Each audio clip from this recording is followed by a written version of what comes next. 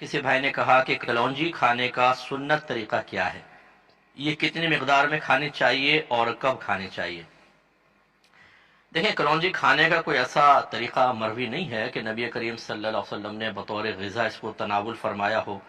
یا کوئی مستقل بنیادوں پہ جیسے ناشتے کے ساتھ، دوپہر کا کھانا یا رات کے کھانے کے ساتھ، ایسا نہیں ہے۔ یہ ضرور فرمایا ہے کہ کلونجی میں موت کے سوا ہر چیز کی شفا ہے، سیدہ عائشہ صدیقہ رضی اللہ تعالی عنہا سے منقول ہے۔